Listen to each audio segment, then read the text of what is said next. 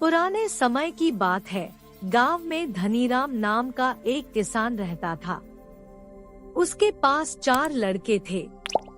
धनीराम अपना घर चलाने के लिए अपने खेत में कृषि कार्य करता था, लेकिन धनीराम के चारों लड़के बहुत ज्यादा आलसी थे। वह कभी भी खेतों में काम करने के लिए नहीं गए थे। वह सारा दिन अपना समय गांव में इधर उधर बैठकर बिताया करते थे। एक दिन धनीराम अपनी पत्नी से बोला कि आज तो मैं जिंदा हूँ तो सब कुछ सही चल रहा है, मेरे बाद कौन खेती करेगा?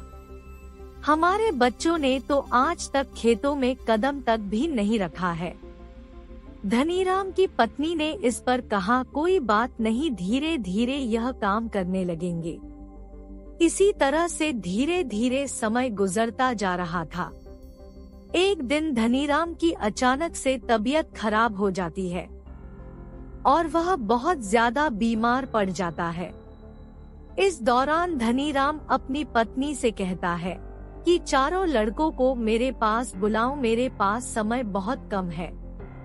इतना सुनने के बाद धनीराम की पत्नी अपने चारों लड़कों को उनके पिता के पास बुलाकर लाती है। धनीराम इस बात से बहुत ज्यादा चिंतित था कि उसके बाद उसके लड़कों का क्या होगा।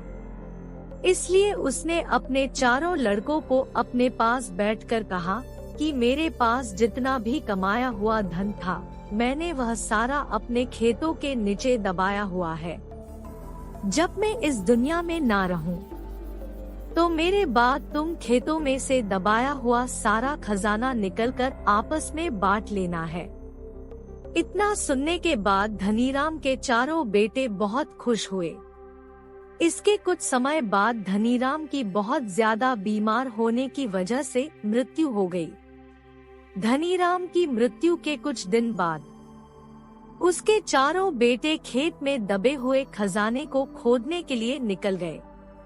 खेत में पहुंचने के बाद चारों बेटों ने पूरा खेत खोद डाला, लेकिन उनमें से किसी को भी खजाने जैसा कुछ नहीं मिला।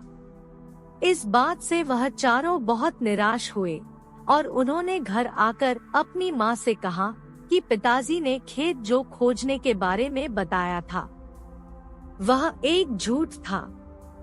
हम चारों ने पूरा खेत खोद डाला, लेकिन हमें खेत में कोई भी खजाना नहीं मिला। यह सुनकर उनकी माँ बोली कि तुम्हारे पिताजी ने अपने पूरे जीवन में यह घर और खेत ही कमाया है। अब जब तुमने इतनी मेहनत करके पूरा खेत खोद दिया है, तो अब उसमें बीज भी डाल दो। इसके बाद चारों बेटों ने खेत में बीज बो दिए और माँ के कहे गए अनुसार खेत में समय पर पानी और खाद डालने लगे।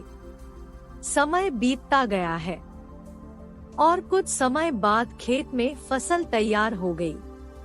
फसल काटने के बाद चारों बेटों ने फसल को बाजार में बेचा और उससे जो भी पैसे मिले उससे उन्हें बहुत खुशी मिली।